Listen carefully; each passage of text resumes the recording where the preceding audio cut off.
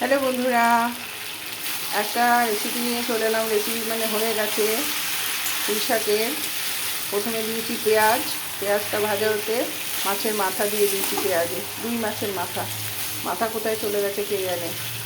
তারপরে দিয়েছি আদা বাটা আর কাশ্মীরি লঙ্কা গুঁড়ো আর হলুদ গুঁড়ো, আর কিচ্ছু দিইনি।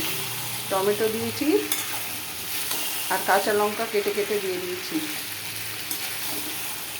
দিয়ে এই যে জল ছাড়াই এরমভাবে হচ্ছে।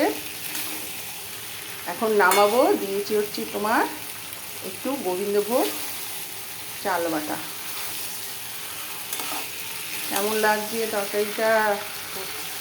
পছন্দ হচ্ছে তোমাদের? দাঁড়াও, ও মিষ্টি নুন দিয়ে দিয়েছি, এটা তো দিতেই হয়।